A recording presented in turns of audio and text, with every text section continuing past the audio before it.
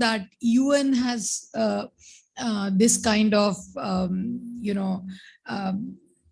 way in which they try to define the decades, and they give some special emphasis. So the decade of 2010 to 2020 was decade of biodiversity declared by United Nations. They have tried their best to generate the awareness about biodiversity and create an understanding among stakeholders that unless we save biodiversity, working in isolation for water or for mountains or for agriculture is not going to help us.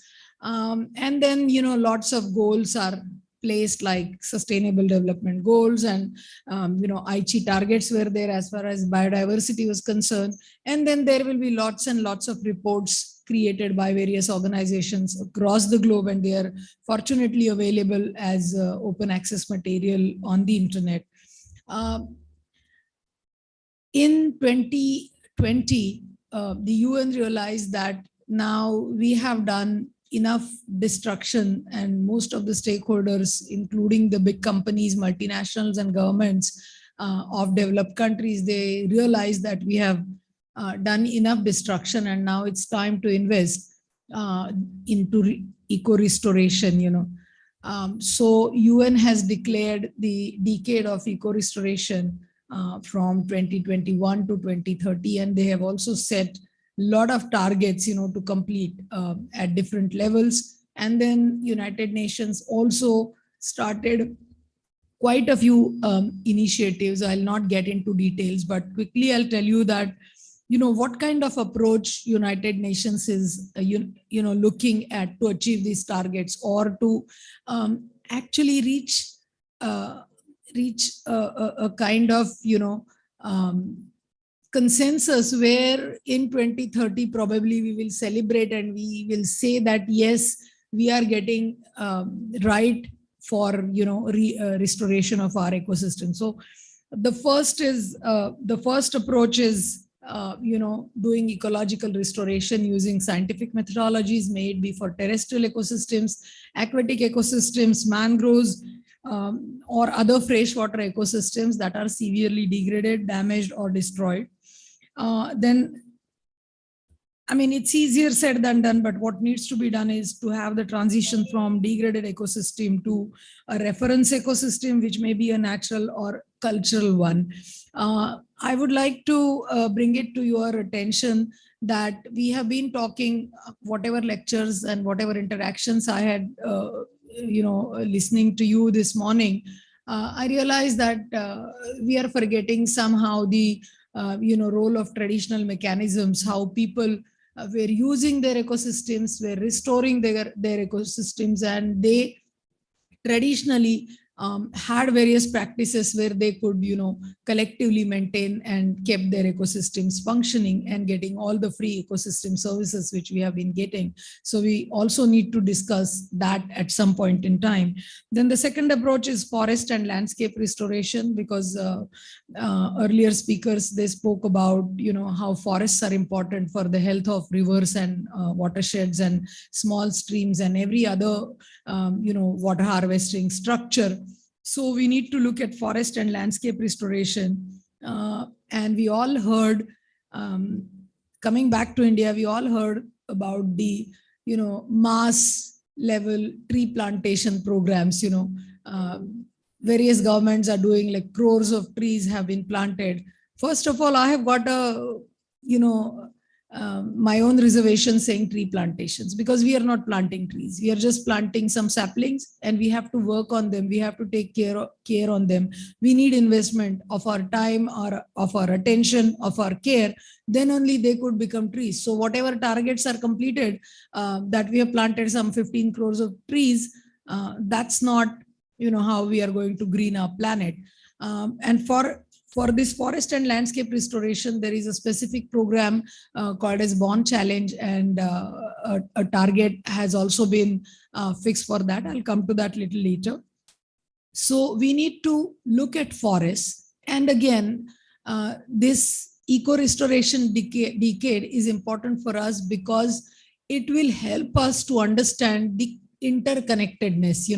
not ecosystems or rivers or forests or deserts or grasslands. They are not separate. We have, typed them into, some kind of understanding based on, science and, the typology created by us. But everything is connected, and that connectedness is important when we say eco restoration. You can't just plant the trees and have eco restoration, because then we'll lose out on biodiversity, we'll lose out on, useful species, and so many similar things. Then the third approach UN is suggesting is restoration of aquatic production systems. We all know that because of air pollution and because of indiscriminate use of water for agriculture, water for cash crops, the local people, those who were dependent on these aquatic ecosystems, they are not getting benefits. And then it creates a vicious circle. They leave their areas, they go to the urban centers, and they end up doing some, non-remunerative jobs. And again, they are completely disconnected from the nature with whom they were, linked. So I think as a part of this approach, UN says that you need to concentrate on aquatic ecosystems, which are productive ecosystems, maybe mangroves or maybe, oceans, rivers. Those were productive for the livelihoods of local people, and that were helping to contribute to, mitigate or help people to adapt to processes as climate change. Then it also talks about regenerative agriculture. We all know that everybody is talking about organic agriculture and, bringing back our own varieties. And I'm sure you must all be knowing that MSSRF has done a lot of work on bringing back the agrobiodiversity and promoting that. So that has to be done on larger scale. But it is not just the farmer who will do that and implement, but then it also needs to be linked to the markets, because market must respond to these reversal to the original land races or varieties, which are far more nutritious, and a lot of science is being done around them. So that regenerative agriculture is also very important. I personally like this approach, another approach called as rewilding, because all of us, especially the urban people, we see that, everything is deteriorated, destroyed, and we need to bring back the forest. But bringing forest back is also a scientific process, and it's a very, very lengthy process. I'm sure some of you must have heard the name of Mr. Payang Jadhav, who is from Majoli Islands in Brahmaputra. And that man, he's a very, very poor man, and he single-handedly recovered the forest more than 50 hectares or so. And that forest recovery is so great that elephants came back in his forest, and he was awarded Padma Shri. And he's such a humble man. He said, I would like to bring the forest back, which I saw when I was a young guy. And he started working, but it took him like 40 years, to really bring back the forest and have the trees and diverse forests. But that rewilding is a great experience, and then it really reconnects you with the nature and help you to understand, what are the nitty-gritties and details and how nature acts, if you give him little support and stop your acts, which is destroying every now and then. So these are the major approaches that are being followed by UN, and most of the governments who have signed these declarations, they have set up some targets, and to achieve those targets, there are certain initiatives. I'll quickly go through those initiatives. One, we all must have heard, is Bond Challenge. And Bond Challenge, the countries accepting Bond Challenge, they accept that they will participate into actions that will help, create 350 million hectares plantations or landscape restoration on 350 million hectares across the globe. We might feel that this is a huge target, but if we just look at our own country, India, and if we take it seriously, at least we will initiate the process and contribute our bit to that. And India is also party to Bond Challenge. And Therefore, all the states are taking up this large scale plantation programs. But of course, there are many, many gaps, because it is not just plantation that will create the forest or restore the landscape. And, the most important gap in implementing bond challenges, how the local communities are taken into consideration, how they are participating. And it is not just giving them some money for raising the nursery or giving them some money for plantations and their care, but what they want, and how they can really take care. Because I'll take care of the thing only if I get the thing which I want, otherwise I'll just take it for subsidy or for whatever. So then that community's participation, community's understanding, and then at the same time, it is not just community's understanding, but what that particular landscape requires, and there lot of science and lot of research which we have been listening comes in, and then we can learn quite a lot from them and really put them together, connect them together, and that's how we can contribute our own bit. Then there is also Restore and European River Restoration Initiative is there as part of this. Then another very interesting initiative is there as a part of that, and this initiative is in Africa, which is called as Great Green Wall Initiative. If you just imagine the map of Africa, between the Sahara and the Sahel region, the desert is expanding, and to stop that desertification in other areas, it is decided that a green wall of trees will be developed over the period of time and over the huge area. The interesting story is there was a father in late 1850, so late 19th century, from Britain, and he started the movement of planting trees in Africa. Of course, he was not very scientific, but he was so passionate, and he started talking about building this green wall many years ago, more than a century. And now he passed away, I think sometime in 1952 or 72, I don't remember. His name was Richard Barb Baker, and that Richard Barb Baker's idea is now brought into reality. And we know that there are many legal constraints as far as the African nations are concerned, but still UN is really pushing and investing quite a lot for implementing this Green Wall initiative.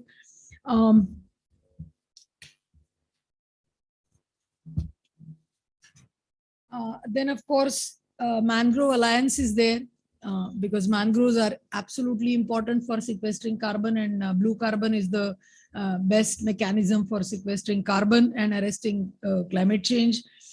Then there is Global Peatland Initiative in the polar regions and in the Arctic regions, where the peat forests are there, which are ancient forests, and they are also being destroyed. And it is extremely difficult to bring back the peat forest, because it takes hundreds of years, for formation of peats. But then it is our responsibility to maintain existing peat forests. Then Coral Reef Initiative, I don't have to talk much about that, because all of us, we know how important corals are. And then regreening the whole Africa, not only the green wall, but rest of the Africa, because most of the forests in Africa have also been destroyed. So these are some of the international initiatives which are being taken. So I think when we are trying to look at restoration, and particularly river restoration, we need to figure out, how we can link with these international processes and, international commitments our country has also accepted. And then we need to look at the gaps. And most importantly, what I felt since this morning here is being researchers working in the field of conservation, in the field of research around conservation and plants, and many a times we are quite pessimistic, and we feel that everything has gone, and it is very difficult to bring things back. But I think restoration is a hope, and restoration is taking us towards optimism. And I think there are many good examples in India itself, like this Payang Jadhav. or there is a couple, or there are a few more, couples from IT sector in Bangalore who left their jobs and they have taken small farms or small forests and they are working for rewilding. Then there are lots and lots of examples of river rejuvenation from Rajasthan. I understand Rajasthan people know the importance of water far more than us, probably because they also have problems of drinking water. So lots and lots of work is being done for rejuvenation of traditional water harvesting systems in Rajasthan, may it be the lakes or Baudis or other systems. There is a great initiative of rejuvenating of river Arauri from Arauli region, where Rajendra Singh has worked, and they worked with multiple villages along the course of few rivers. They built small percolation tanks, and because of that, those rivers have started flowing again. So we need to look at the positive examples, what is happening in our country, and then learn from that.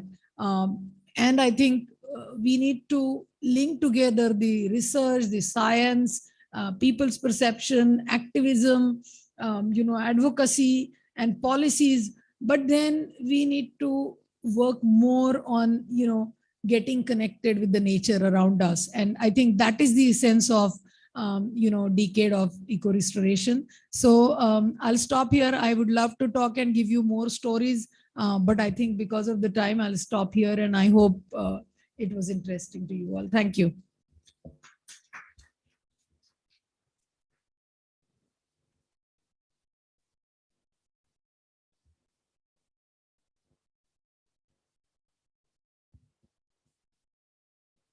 Yeah, thank you, ma'am, for opening that session. And may I request Dr. Jyothi Krishnan to continue? Am I audible? Yes, ma'am, you're audible. Good evening, everybody. Dr. Archana Godbole. I couldn't catch the second speaker, Midhila, Dr. Midhila, and participants. Thank you to MSSRF for giving me this opportunity, and I apologize for not being present there in person, but I couldn't get away from where I am currently. I will just continue from where Dr. Godbole left. Thank you for beginning your speech with mention of somebody like Rachel Carson, who kind of, I think, with her book of Silent Spring in the 1960s, kind of heralded the environmental conservation movement across the world. So she was not just a scientist. She perhaps was a poet too. Her writings were not typical scientific writings. So it kind of helped to communicate the ecological crisis very sharply and strongly. And I think that is what we need to do today when we speak of eco-restoration, because across the decades, there has been this clear distinction between science, what is science and what is not science. So there is a clear definition of science. And as Dr. Godbole was mentioning, we need to look back at, look more carefully at indigenous understanding and indigenous knowledge, which is often not considered science. So people like you and me, who may not be scientists, but who have our own understanding of our own ecological context, I think all of that needs to come in, and that is what Rachel Carson tried to do. She tried to speak of the destruction that chemical pesticides brought about to the natural environment in a very passionate and poignant manner, but she was not writing in typical scientific language. So communicating the crisis, I think, is one of the most essential elements, or one of the most essential strategies that all of us need to do when we talk about eco-restoration. I also agree with Dr. Godbole that, we tend to see everything in compartments. So terrestrial ecosystems, forest ecosystems, aquatic ecosystems, and as if there are no interconnections between them. So that again is a huge crisis. So you have aquatic specialists who know nothing about forests, or forest specialists who know nothing about the ocean. That can't happen anymore. I've been asked to reflect a little bit on student engagement in this process. Currently, I'm teaching postgraduate students, and perhaps that is why the organizers have asked me to reflect a little bit more about this dimension. I think we're all aware of, the crisis. We're all aware of the multiple number of UN conventions and protocols and declarations and everything. And yet we know that things are not moving. So definitely students and youth have a very strong, clear role to play in this process.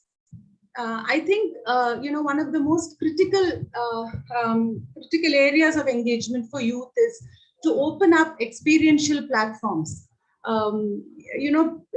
We must understand that the urban youth especially do not even have memories of a village or a forest or seeing a river flow. Many people of our generation, at least in our childhood, have seen this.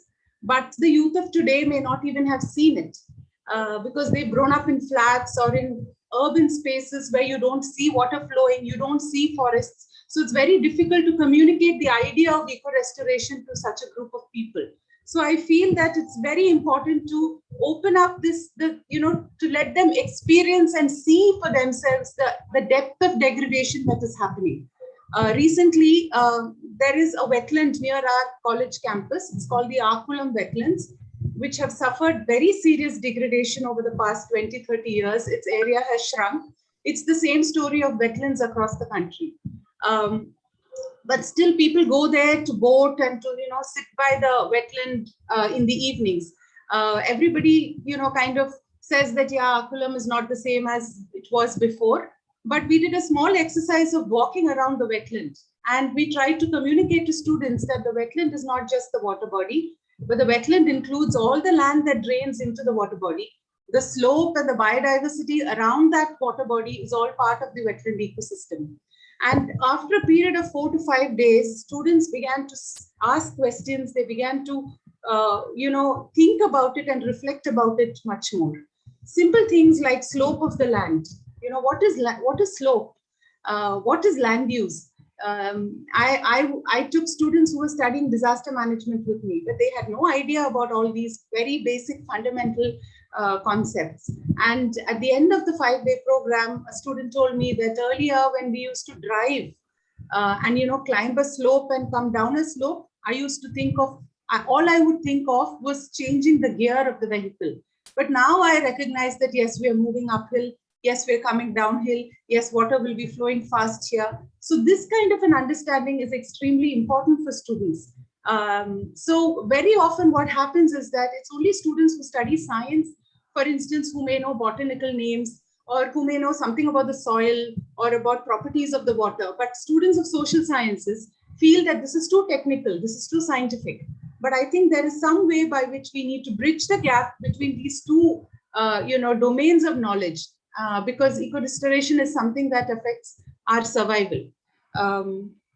That's the first point I would like to mention. The second is that very often when we speak of the role of youth, we often talk of the digital era and how the youth are, very well equipped to deal with digital devices, and they catch up things very fast, and they're able to use social media and make posters and disseminate very fast. All that is great. But it's our responsibility at the same time to give them that content and perspective so that their communication becomes much more sharper. So that again is a challenge. I mean, as Dr. Godbole was mentioning, we're living in the decade for eco-restoration. And I think much, much more effort needs to be done. Very often all our efforts in dealing with youth are, commemoration of events or organization of standalone programs, an environment day here or a nature club meeting there. But beyond that, a very consistent effort at conscientizing the youth about this crisis is extremely important. I think another point is that, as I was trying to mention earlier, that understanding the immediate social and ecological context in which we live is very important. So I may be living in a city, that's all right. I'm not living near the river, I'm not living near a forest, but at least I need to see my city in a different way. I need to understand my city in terms of land, in terms of water. students and youth need to start seeing the land much more closely. We're not seeing the land anymore. So we need to equip students, and we need to do it ourselves so that we can help them to see the land and help them to see the forest. That I think is very critical. Coming back very close home, I think for people living in Kerala or for people living in Maharashtra or Karnataka, I think when we speak of forest conservation or ecological restoration, we must talk of the Western Ghats. I'm sure that this has been much talked about in the earlier sessions, but unless we have a priority on restoring, what is most valuable and closest to us, I think we lose it all. So it's pretty sure that we cannot have any kind of river restoration without restoration of the Western Ghat ecosystem.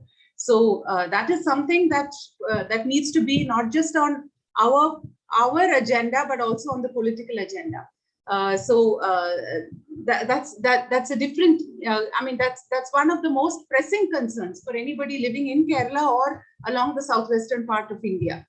For instance, after the floods in Kerala, there was much talk about room for the river, giving room for the river and restoring landscapes. But we haven't moved much. We're still not seeing things in coordination and comprehension. So it just shows how challenging it is, and that much more needs to be done to address this crisis. Dr. Godbole was mentioning of Rajendra Prasad's work, and also works on pond restoration in the district of Palakkad in Kerala, which kind of faces drought very often. There is a lot of effort to revive ponds, small ponds.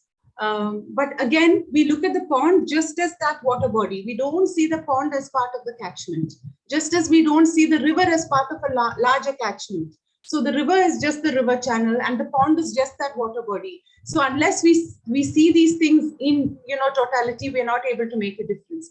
And I think these are areas where we can surely engage with the youth in because once you communicate this idea to the youth, it gets across to a much wider cross section of society.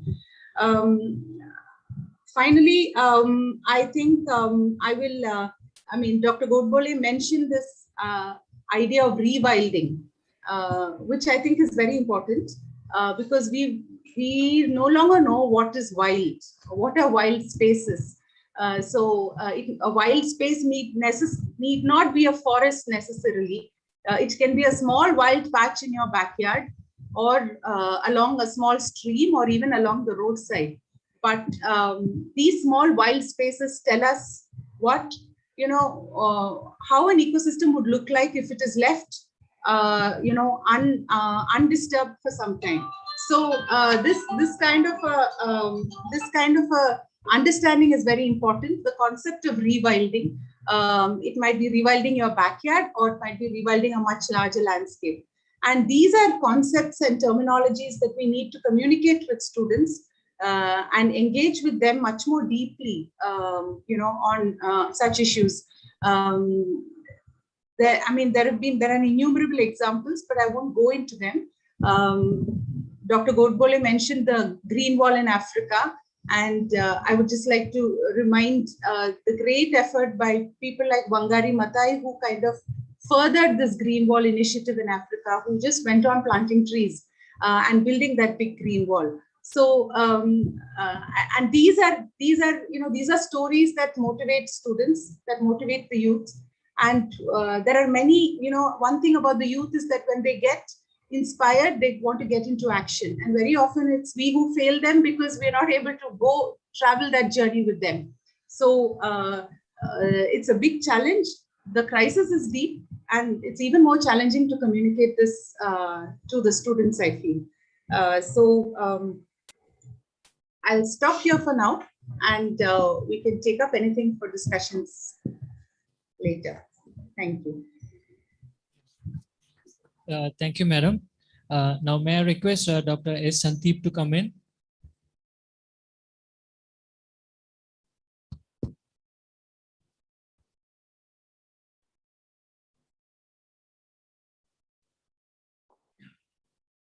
Good evening, all. I think I am audible. Yes, you're audible. and visible. First of all, I would like to thank the organizers for giving us an opportunity to interact with an august audience. With due regards to my co-panelists, Dr. Archana, Dr. Jyothi, and Dr. Midhila. They have already given us an overview of what has been happening on a global level on empowering the eco-restoration approaches. The recent estimates shows that our forests are under rapid degradation, and nearly 1/3 of the forest area has been lost to other land uses. And nearly something like 20% is facing severe threat. So the existence of some of the most pristine natural systems on the surface of the earth is under great challenge. It is under the realization of this major threat that has led to some of the major global initiatives, especially the partnership on what we call the global restoration of forest systems in 2003, and based on the discussions and the evolving concepts, in 2011, the Bone Challenge to restore something like 1,150 million hectares of forest land to what we call restore it back to the forest. The target set for this 150 million hectares was by 2020, and the report shows that by 2017 itself, it has been achieved. So that is a good sign, because most of the global initiatives ends where it starts. So, but this has gone a long way, and it is very encouraging. And the Bond Challenge itself again sets a target of something like 350 million hectares by 2030. And I think going by the progress that they have achieved till now, it is a sure target. And then we had the Paris conference, in which India also had very firm commitments. Our nationally determined commitments were there, and we have pledged to make something like 2.5 to 3 billion tons of carbon sinks, to create 2.5 to 3 billion tons of additional carbon sinks, especially by the forestation green initiatives. That is a welcome move, and the indicators indicate that we will well achieve the target by 2030. It is also a very, very, very focused. We are having a very focused approach. On the regional scale, when we look, our forest cover in the Western Ghats is quite promising, because all what we call all development indicators, they suggest that something like 1/3 of the land area has to be kept apart for forest, and we are well beyond that target. But we have to look whether we are actually, even though we are having a good forest cover or a good green cover, if you look at the remote sensing imagery and all, the entire Western Ghats region, especially the Konkan region, that will look like fully covered with vegetation. But are we really what we call so much, should we be so much complacent about the greenery that we are seeing now? One of the major activities to promote biodiversity in our region or in the entire world is taking up initiatives to plant more and more trees. But that of course is a good thing to do. But we have to have an idea about what we are planting, how we are planting, and why we are planting. That is very important. The why, how, and what are very, very, very important. And this raises a concern, because if you look at the June 5, which is a major day where all the planting activities takes place across the world, even though the concepts of this UN changes every year. For example, if you say 2018, it was something like beat plastic pollution. And what we did was we planted something, even in Kerala, we planted something like 1 crore or 1.5 crores of plants. And I am not sure how planting trees will beat plastic pollution. So why do we want to plant trees is very important. This especially becomes important when we cannot have any biodiversity linked restoration approaches without the participation of our local community. So we have to take into consideration, as our earlier speakers were pointing out, we have to take into considerations whether if we plant a particular sapling over there or seedling over there, whether it is going to have an impact on their livelihood.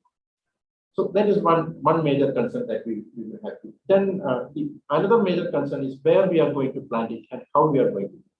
Because if you are going to plant it on a river side, and then you are taking up a plan which will give you high returns, but it will support your livelihood, but it will not be a stable approach to have it on a unstable river bank, which will after a few years will fall down and create more. So that has to be have a very scientific basis on how to go about it.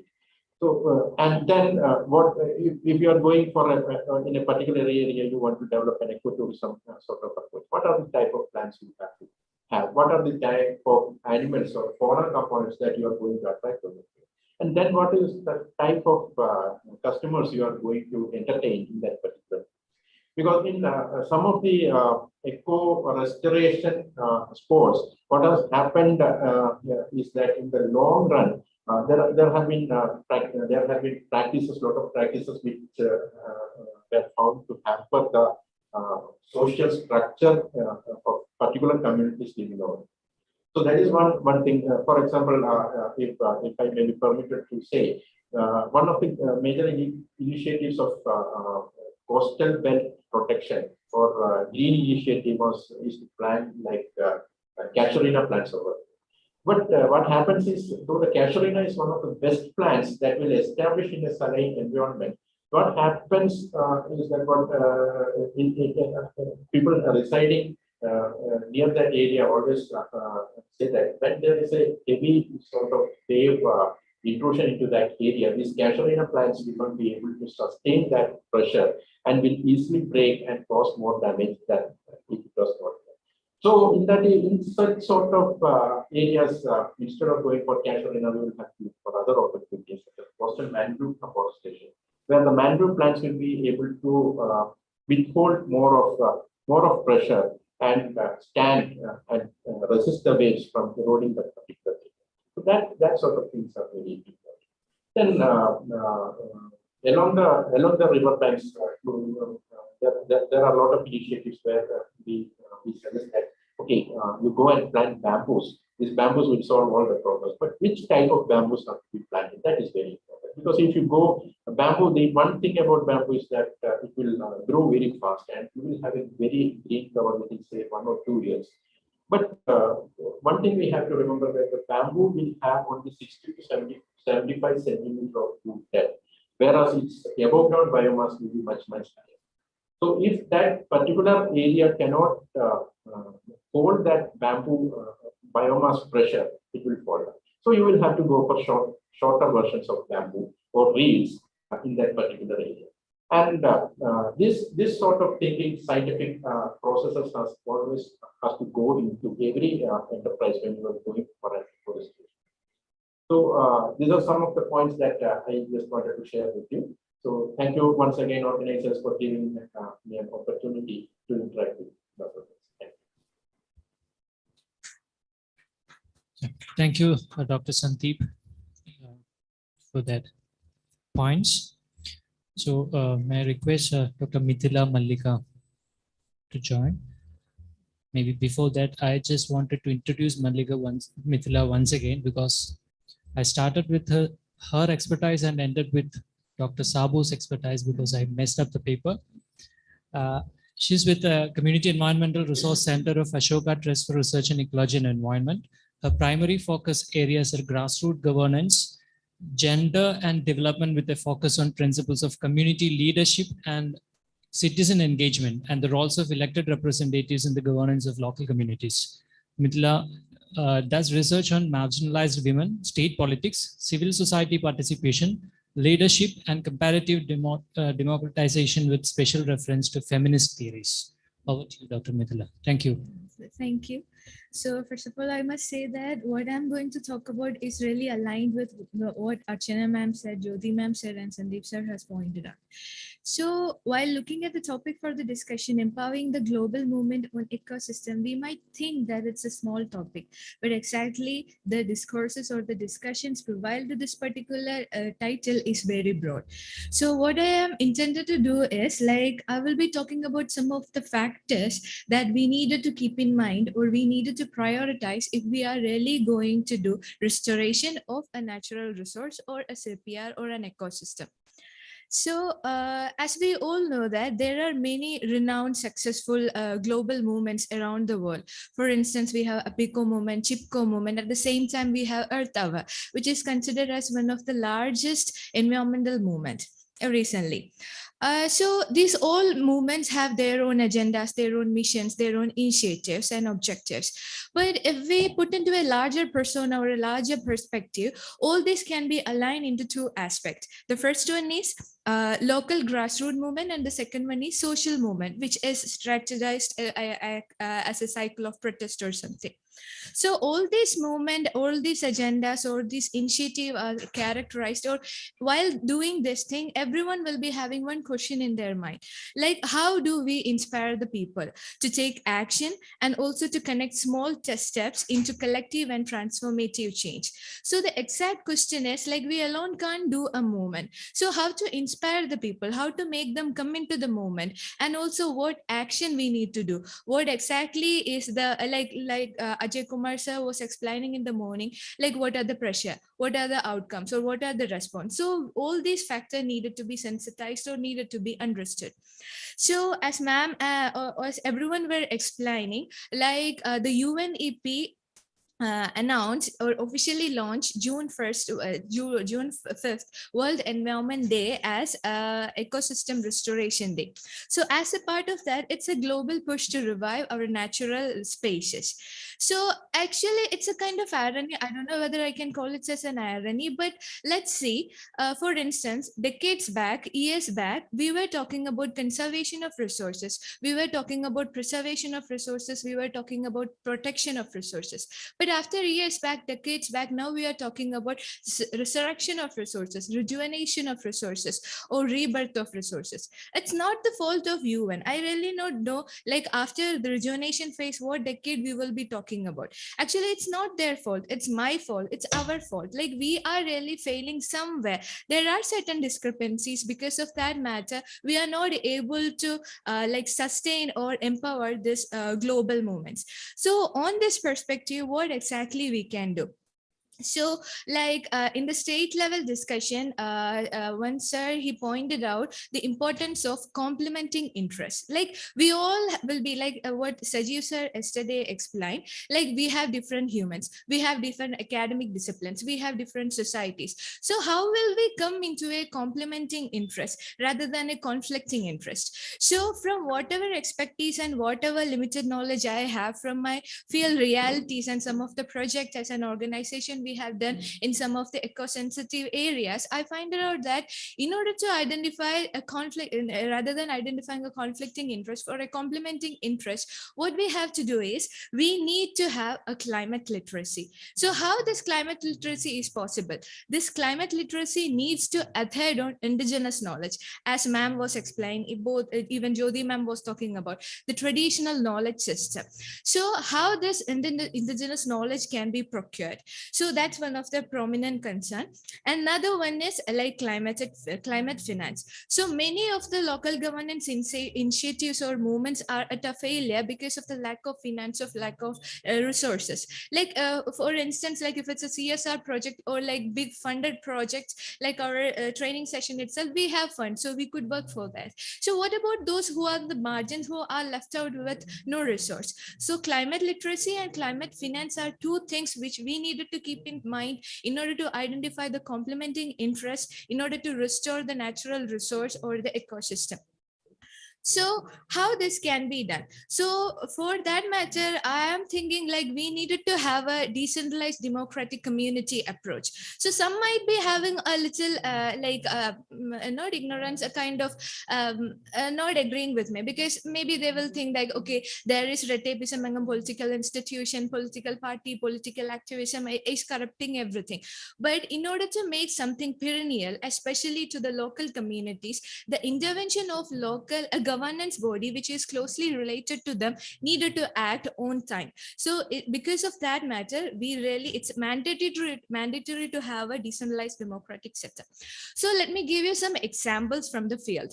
Like we have all the resources. The central government has come up with NBD, National Biodiversity Act of 2020. So under that we have BMCs, Biodiversity Management Committee, and it is mandatory for every panchayat. And similar to the Panchayat Raj institutions, they also have representation, 1/3 representation for movement, representation for SC and ST communities. So we have the body in order to generate the climate literacy through an indigenous knowledge system. We have this particular institution which needed to be strengthened. At the same time, they also have a subset called TSG, Technical Support Group. So in that they have native expertise. We have farmers, they have fisheries people, also they have indigenous healers who are dealing with medicinal plants, etc. So they all have this kind of expertise. So it's really good or really easy to make this kind of a repository for indigenous knowledge. And what about the climate finance? If it's in a governance level, where will we go for the finance? For that also, the BMC, the Biodiversity Monitoring Committee, have a thing called LBF, that means Local Biodiversity Fund. So they are already institutionalized, devolved fund for the Panchayat Raj institutions to do the function. So basically, in order to identify the complementing interests, we need to do this. And also, and one of the prominent thing is what exactly needed to be done. As my friend explained, I was talking yesterday, she said like, I want electricity. At the same time, I do not want to harm the course of the river because it is harming the natural ecosystem. So how we needed to go about this? And Anil sir has clearly explained the right answer for this, the common good, what is commonly demanded.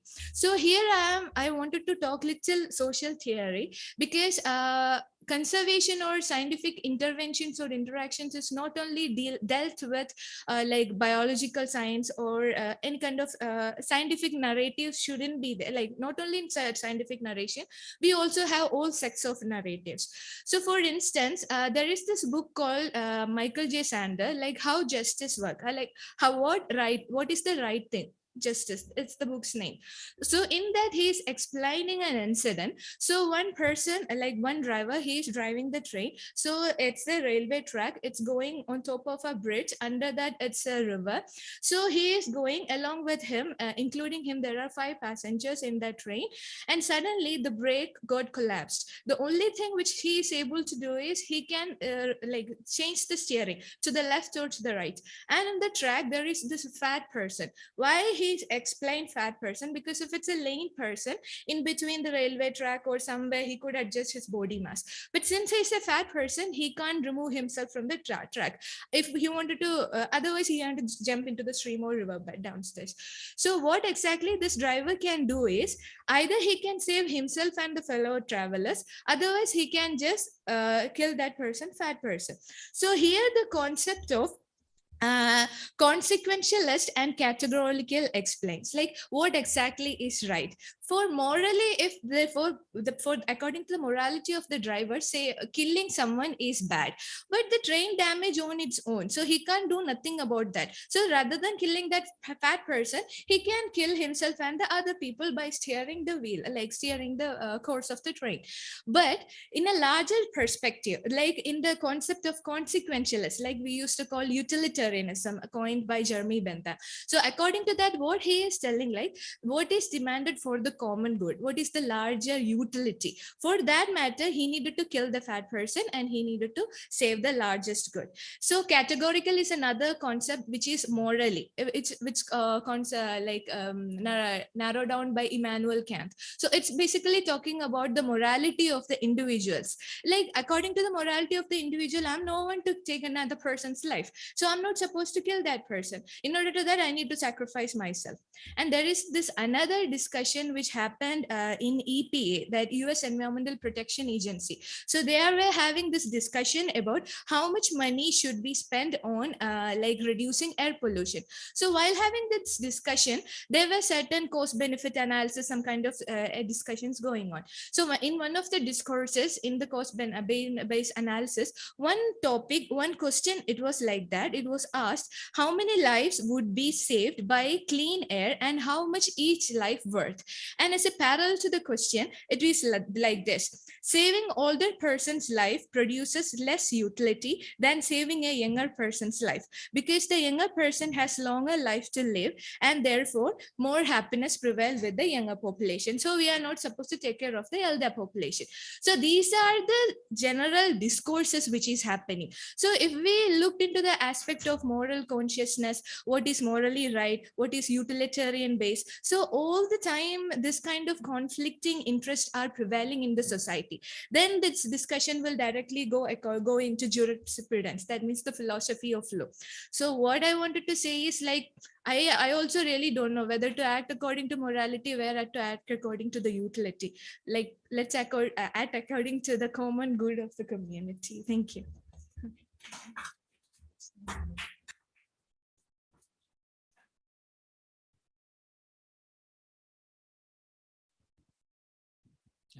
Thank you, Dr. Midhila.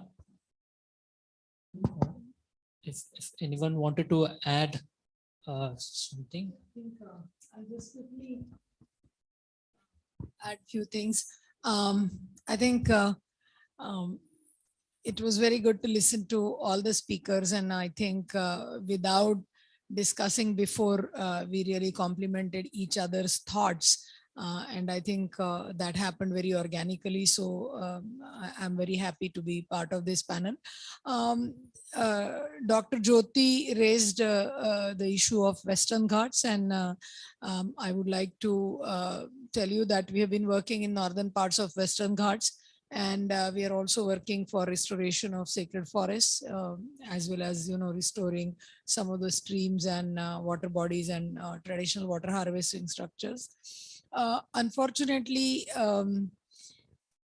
about Western Ghats, lot of policy level processes have been happening since last 10-12 years, like the Western Ghat Ecology Expert Panel, and they categorically said that the Western Ghats must be protected, must be restored and taken care of if rest of the peninsular India and all the other populations dependent on Western Ghat resources need to thrive.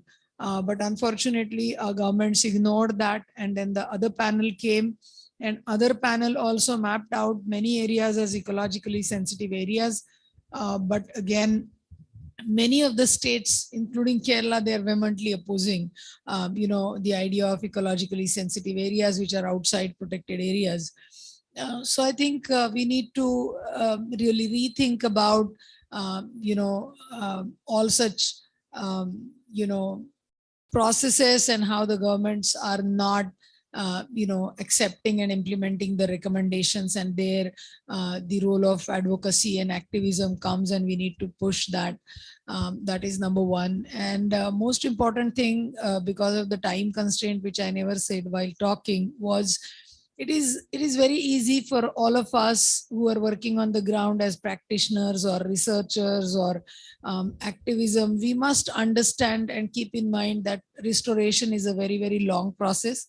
Restoration of any ecosystem, maybe river, forest, grassland, wetland, mangroves, it takes lots and lots of time, and at the same time it also requires a lot of investments. So when it comes to investment, we cannot just think at the local level that yes, we can get some CSR funds and rejuvenate, or we need to implement the larger schemes like payments for ecosystem services, or which is following the principle of polluter should pay. And how those who have contributed largely to destroy these ecosystems should actually invest for long term for rejuvenating these ecosystems. And I think that is also a key question. And we need to push that the PES. In India, we don't have a policy for payments for ecosystem services, and government of India, MOEFCC, is trying to work on that. So all of us need to see how we can contribute to the process and come up with doable ideas, and not like asking millions of rupees from every company as fine. And we need to also find out how we can seriously work together. It's because many a times we have that little bit of uncomfortable thinking about companies, about MNCs, about governments. But we need to figure out how we will come out and also let them come out, because they also think similar things about us, that NGOs and CSOs and communities and research guys will just do the research and what next. So we need to have that communication better, and most importantly how we can engage with the youth and connect them again with the nature. So it's a long journey to really restore the ecosystems and maintain them for our future generations. But I think we all are thinking about that, and trying to learn about that is a very important thing. And we are approaching the Earth Day, so that's the best time to think about that. Thanks. Thank you, Madam.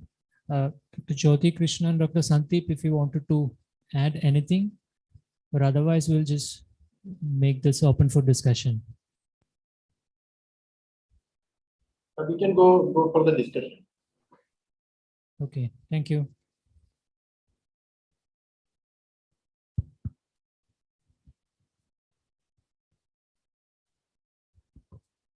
Thank you for your all interesting talks.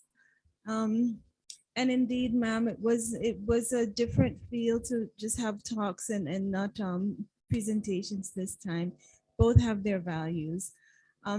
So yeah, what Dr. Mallika, was it? Dr. Mallika was saying, this is what we study in philosophy, this scenario with the train on train tracks. And so the fat man, there's another aspect to it that sometimes he represents the people in society who aren't valued. So you can push him. This story comes in many different ways. Usually I hear it where the train is running under a bridge and this man is on top of the bridge, and someone passerby can push him over the bridge to stop the train. And there's the added issue of, there's two issues. There's the issue of whether you want to have this fat man's life in your hands, because you actually have to actually push him over the bridge and be responsible for his death. And then the other angle is, well, society doesn't really value fat people anyway. So if this fat man dies, who cares? He's nobody in society. So as you were telling the scenario, I was thinking about the discussion yesterday about the ecosystem people. They're the fat people in this scenario. They're the people who aren't really valued by the outside world because they're backwards. They've not caught up with the times. So what if we build a dam that sort of completely displaces their community and really disrupts their lives? We can move them, it's no problem, or something like that. So it does become that ethical question of how much responsibility do I particularly want to have over these people in society who are not valued? Do we really need to, do we kill the children or the other people on the train to save this fat man? No, the fat man is disposable, just like these ecosystem people. There are such few of them, they're disposable. And that's really how society looks at it. And we really have to wonder not whether or not we're pushing them off the bridge, but by our own action and inaction, we're causing their demise. So it really is something that, an ethical issue that we have to really go deep within and try to answer. So thank you for bringing that up. Yeah, I just want to quickly add to that. I was just thinking, like, also who gets to be on the track, who gets to be inside the train, and who gets to drive the train itself is a very not a coincidental thing in society, right? So I think that would be also an interesting thing to think. Who is this deciding person sitting on the wheel, and who are the people actually having the privilege to be inside the train, and who is this person or people who get to be there on the track? That's why I talked about the concept of indigenous knowledge. Like whenever we are having a global movement or initiative, we needed to identify who we are going to work for, who will be the change makers, who will be those stakeholders or multi-level stakeholders. So who needs to be in the train, who needs to be outside, that needed to be understood. And also what you said is 100% true, because that fat man is a symbolical representation of people who are at the fringes. Like we can just, that's why I stopped there. It's a whole philosophical idea of jurisprudence, the concept of law and justice or equity will come upon. That's why I stopped there, because I also don't have an answer for that. That's why I think like we need to start, as ma'am said, we need to start from the community. Because if we involve the indigenous knowledge system, decentralized democratic institution, like ma'am said, like within 40 years, that person was able to construct a green forest, but it took so long. Like whether can we wait for that much time or etc. So these are the like questions we needed to address. Could I just come in?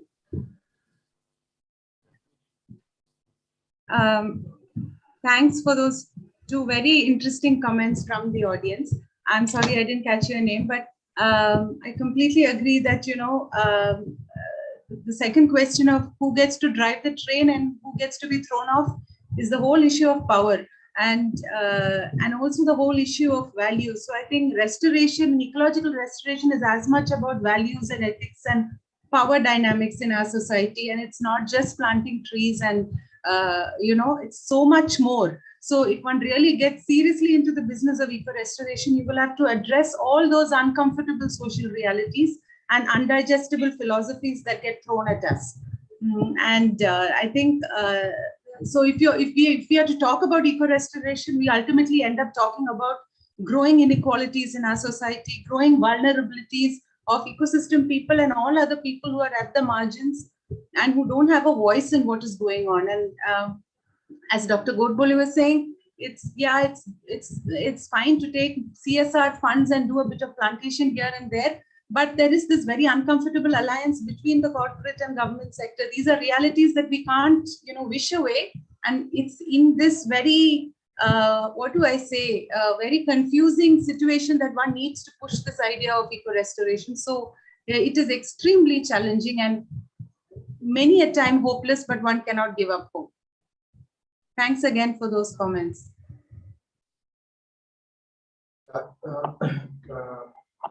Adding to that, basically, that was one of the reasons why the Western Ghats Empowered Committee report, that committee report, never got implemented. Who gets the power was one of the major issues that shrouded in that report, where it recommended a decentralized sort of planning and marking the eco-sensitive zones. Whereas when the next report came, it was basically an administrative sort of thing, where you will decide on the top, and then it is being implemented in the grassroots level. And the third report that came, Dr. Women Be Women report, tried to club both these reports, and it got nowhere. So this sort of debates always happen when you go for an ecologically sensitive and a biodiversity conservation strategy. And it is very important that we sensitize not only the grassroots level implementers, but also the policy makers, so that we can have a strategy which can be really and fruitfully implemented on the ground.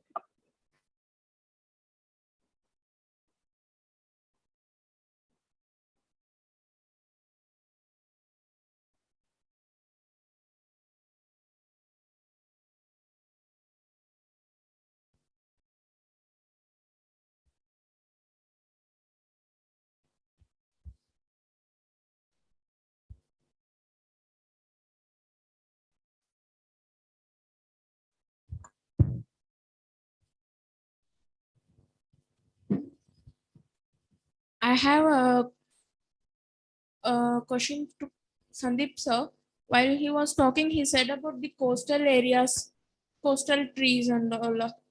I'm working in Ramanathapuram, which is a completely coastal area. And right now, we in our project, what we are planning to do is a coastal shelter belt plantation. And we were finding which trees are suitable to our area, and we bought many experts to study what is the ancient trees were present there, and we found three to four types of trees. Other than that, what other trees will be suitable for the coastal areas, where right now the soil eroded in that area is a massive that even the plantation, like we will say pataland, that what farmers are saying is inside the sea our land is there. The situation became like that. While we are interacting with the farmers, they are saying the sea is inside our land. We have the land, pata for that area. So we need to get our land. What is the solution? And the other point, what they are asking is we need a wall, check wall or the coastal wall to the entire coastline, which is not at all possible to do. So what will be your suggestions for these species? See, when we are going for a coastal protection, where here in Kerala also we are having now a lot of discussions on that. Basically, the earlier strategy was to construct sea walls using big stones and all. But the problem is that it is neither practically possible or economically feasible to construct something like, even if you take the case of Kerala, like 590 kilometers stretch of coastal land is there. So what you do is like basically some areas you will construct the wall and the other areas you will leave as such. And what happens is that, as you know, under the changing climate scenario, there is a lot of changes in the ocean currents, and also the intensity with which it comes and hits the coastal areas has increased. So wherever this coastal construction is there, what it will do is like it will transfer the pressure of the incoming ocean waves to areas where it is exposed, and this land will get eroded. So that is what is happening in most parts of Kerala, and now coastal erosion is one of the major concerns. So, but if you ask me if bio strategies like planting trees alone will do the trick, but that will also not be a solution. So you will have to have a judicious mix of what you call areas where you can plant the trees, and then where you can have the mechanical structures to block the erosion. One thing you have to always keep in mind is that whatever trees you plant, that should be based ecologically adaptable to that particular region. Because as I have pointed out, in some areas where sea waves are having a lot of pressure, if you go and plant casuarina plants, what happens is like a tsunami sort of situation or anything, something of that sort happens. What it will do, it will not keep standing over there, but it will break, and the sharp edges will cause a lot of damages to us than if it is left back. So that situation has to be identified. Then there are a lot of mangrove species which can withstand salinity, but the species nearly something like 70 to 80 species of mangroves are there. Out of that, 3 to 4 species are very good in resisting the salinity, and it comes up well in the coastal area. So that sort of species can be adopted. Then there are mangrove associated species, nearly 36 species are there. That comes up in some tracks. That can also be used as a strategy to have a green belt in certain areas. So I would suggest that based on the site analysis, means basically the salinity levels of that particular area where you're going to take up the plantation, you can have a selection of the species. So at present in KFRA we are having a good we are having a good collaboration with organizations, and we have selected some species which we can use for coastal afforestation or botany department and persons working in ecology department. So if you can contact us, we can surely share the details with you, and you can select the species that you normally see in that coastal belt near you, so that it will we can have a first-hand understanding that okay, these are the species that are suitable to be planted in your areas. Sure, sir. I will mail to you for that name list of the species, sir. Yeah, sure. Dr.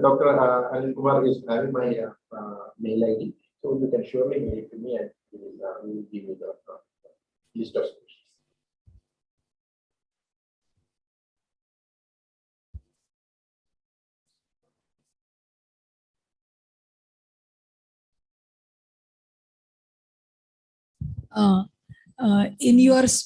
In your speech, Dr. Sandeep, you mentioned about the forest cover in Konkan region, and it looks all green. I just would like, I'm sure you must be knowing that, but whatever green and you see all green is not a good forest. But these are all the degraded forests that are covered by invasive climbers and species that are covering the copicing trees and stumps. So that's very misleading, actually. The figures given by government maps and government studies, which shows that especially Ratnagiri district is covered with great amount of forest, but that's not really the good forest. Most of them are degraded areas. Yeah, thanks. Yeah, madam, that was exactly the point that I was driving home, because what I was suggesting is that we should not be complacent with the fact government figures that is being given out, saying that the Konkan region is flush with forest. It's not like that. So our forests are not really forest. Even madam, there are some interesting facts. If you look at the figures of Lakshadweep, you can see that 95% of the area is covered by forest. But Lakshadweep doesn't have any forest; it has only coconut plantations. So these figures need not be a strategy. Means what we call should not be our benchmark to see if forestry sector is well thrived in this particular region or not. That was exactly the point that I was trying.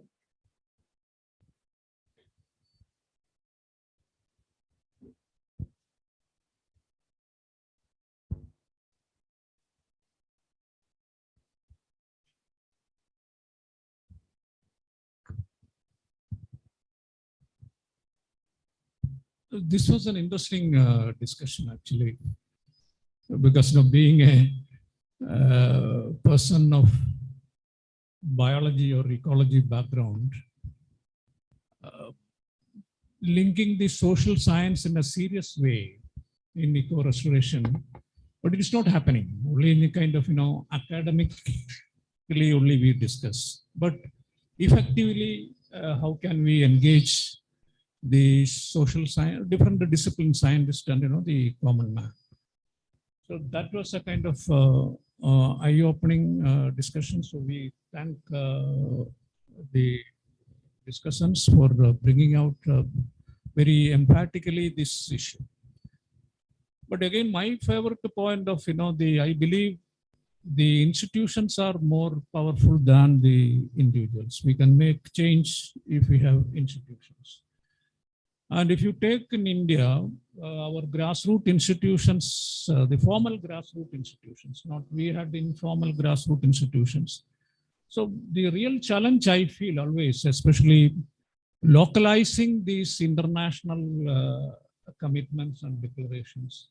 Internationally, we sign so many declarations. If you take biodiversity, for example, since 1972, we have been discussing.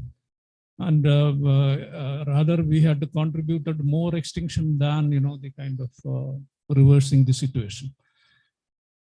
So the question to the panel, it's a larger question: how do we build institutions, and how do we empower the existing institutions to make the real kind of sustainable development which we are talking about? Because even if you see sustainable development goals, we are far behind in achieving these goals. Maybe Kerala is an exception. So how do we do this? You know, the kind of so that larger question. What I'm trying to say, the decision makers we have, whether who is a politician or a bureaucrat, they are actually deciding. I and you know how effectively we can influence them. That is the real challenge.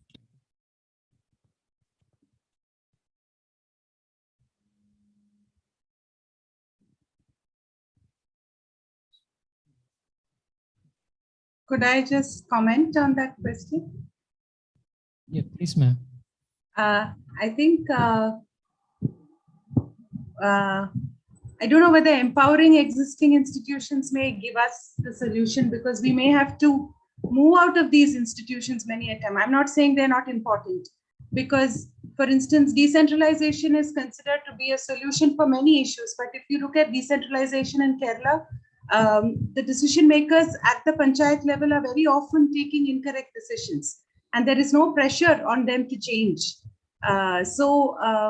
Even Dr. Midhila was speaking about communities and decentralization, but the inequalities within these institutions are too severe. So that is something we need to address. And I think ultimately a very broad range, deep-rooted civil society conscientization is very important, because it will put pressure on these institutions to perform and make them accountable to these goals that we've set out. I think, yeah, very briefly, but that's what I would like to say.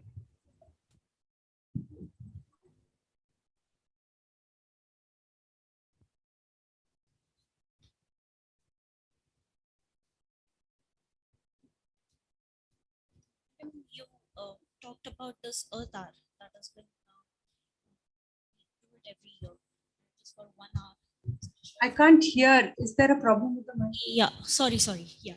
So you talked about the earth hour that we try to do it for 1 hour to switch off the lights, and it was on 26 March. So what we did is I sent messages to my friends and I told them to switch off the light.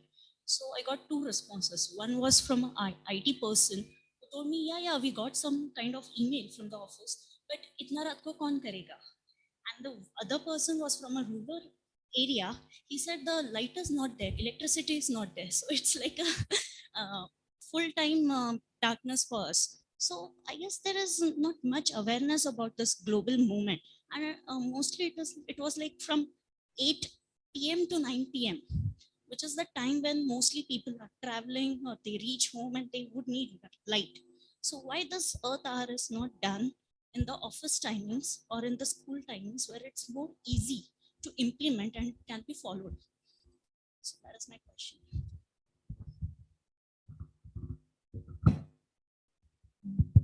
So here the problem lies. Like I actually talked about, like we were talking about conservation and now we are standing on rejuvenation. So what exactly we need to do?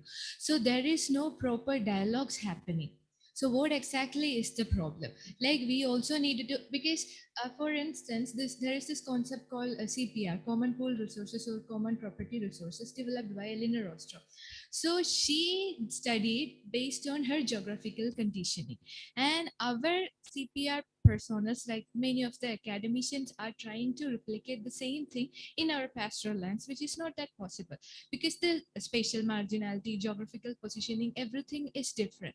So I also think, like whenever we are about to start an initiative, like my friend suggested, we also needed to consider people. There are people left out without no electricity, and what is with them? Like how will they will commemorate, or they will like take part in that kind of session? So for that matter, we need sensitization at the same time, indigenous knowledge creation. That's why there is this bottleneck, the failure or the lack of sustainability of global movements. We are really not identifying what is the exact need of the people and how and what action, like she said, who needs to drive the train, who we got to choose, like who have the power. Like sir also suggested, the concept of power, justice, everything is intertwined, interlinked. So I think we need more sensitization regarding these concepts.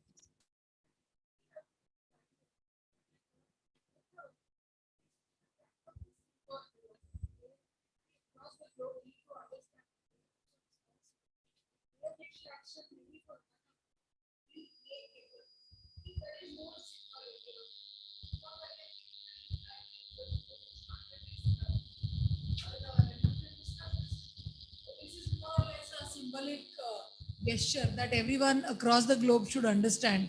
And we need not, bring this poverty and whose power and all. This is just a symbolic movement, Earth Hour, at least.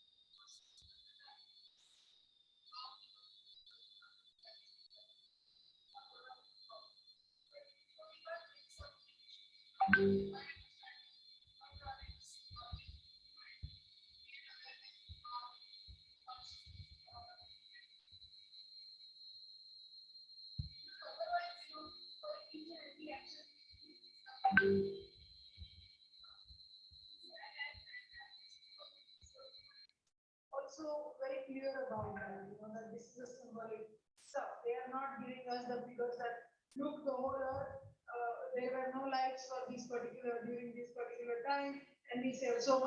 They're not saying that. This is just about creating a I think while doing that, we need to, who all are the privileged, who have electricity, who are But in this initiative, we need to think there are people who are left out with no electricity.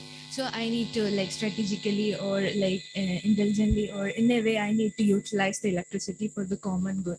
So maybe we can think it like everything is related to narratives and discourses. Actually, that's the main important problem. Why scientists or the people in the science stream are not really welcoming people from the social sciences. So whenever like even like mine is an interdisciplinary field. So whenever I take part in certain kind of discourses, they will be like, okay, where is the quantifiable data? How can you talk about narratives? So if I'm studying about an indigenous community, I will be having their narratives, indigenous knowledge, or like their oral history. I can't quantify that. At the same time, I can argue or I can examine or I can talk about them, but they need quantifiable. So in this scenario, always this kind of like, that's it.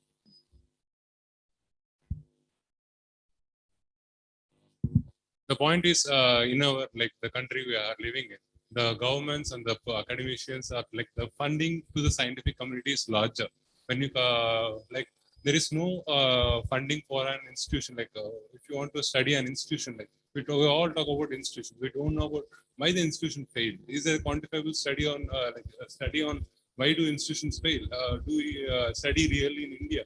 That's the problem. Like if you take and study to understand it, it will take a longer time. And we are so inclined to the scientific quantifiable data.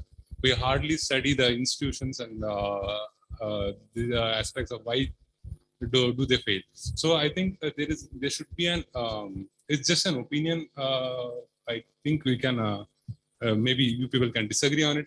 I think in India we need a system or we need a framework to study why institutions fail or why the focus should shift from the scientific to awareness, social studies also. That's my point. Just I'm trying to make. Because as well as concerned, yesterday we had a discussion about the impact factor of nature, the like journal. Like from my limited knowledge, I think like not even a single social science research article like journal will be having that much impact factor. But if I wanted to submit or publish something in the nature, I need a scientific aspect. So it's like beating around the bush for the social scientists. So it's actually a problem. Like if I wanted to study something in the science field, they will ask my expertise. Okay, so you're from social science background, why you want to study? But if a science person or engineer wanted to study a social science subject, they are completely welcomed. So I'm not blaming the system, but the like I was discussing with like Parvati ma'am, like she's an academician in chemistry, because the problem is deep rooted within the educational system, like in the graph.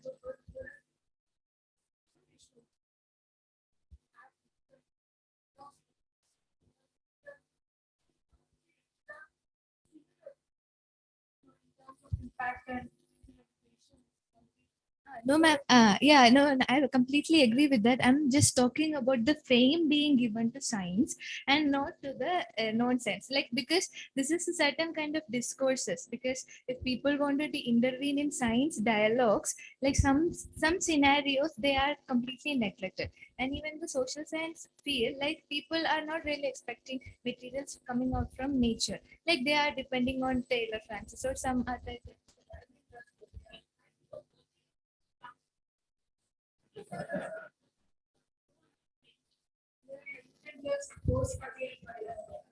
That, yeah, that's why yesterday sir was telling me I got only 2 more years. I can't say anything outrightly. Because of that, I'm writing in pseudonym or pen name. That's what he is trying to do.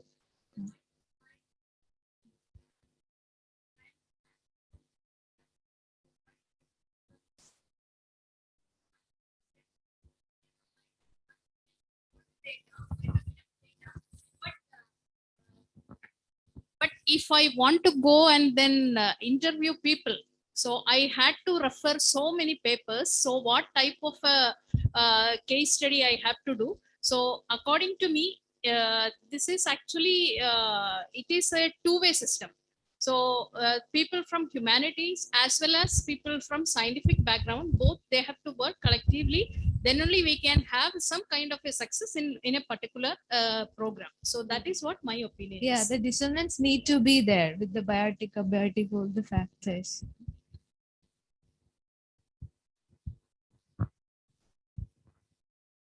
Hello, everyone. Thank you, first of all, for all the insights. I'm also from a cross-disciplinary background. So I'd just like to add to this, say that there are many issues that are, like you said, narrative-based, but you can break down those narratives into quantifiable metrics and score them.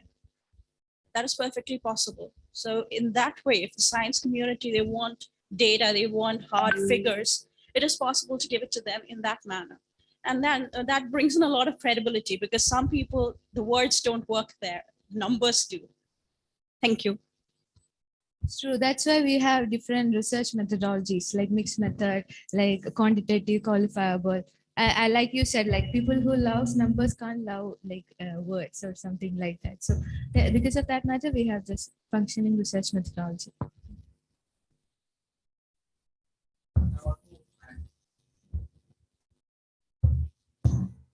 Maybe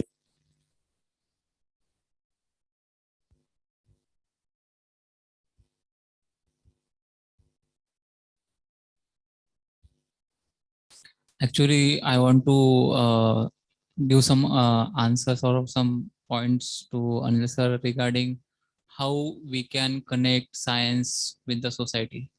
So I think now we have opportunity to bridge this gap is through ecological restoration. Because for ecological restoration, you need science, how to restore ecosystem. At the same time, you need communities or people who will be working on restoration, because restoration is not the technical thing. Means you can't use machinery to restore ecosystem. Many ecosystems are quite delicate. So the only human beings are able to work elastically. Machines can't do. For example, soil conservation, all those measures, only humans are capable to do very delicately. So now we have opportunity to bring science and community together through ecological restoration. And there are some also other opportunities. I would say the positive externalities of this is it not only bring the communities to the science, it also enhance the quality of ecosystems. It will also help to restore our resources, because after say 100 200 years of interstellation, we now realize that we have polluted our environment to such an extent that beyond this we can't survive. That's why the developing countries and all the international conservation agencies, they are emphasizing on restoration. So let's hope for this, that if we want to make it sustainable, even the restoration, we need community support and guidance from science. Thank you.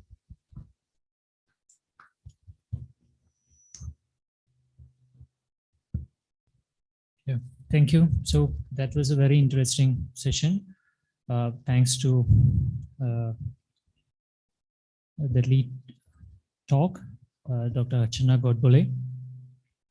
Thanks to other discussants, Dr. Jyothi Krishnan, Dr. Sandeep, Dr. Midhila Mallika. Thanks for joining us online.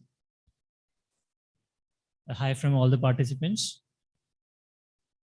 On behalf of the participants and organizers, I thank you for joining us. And thanks also for the lively session. Thank you. Thanks very much. Thank you. Thank you all. Okay, so we have one more session today.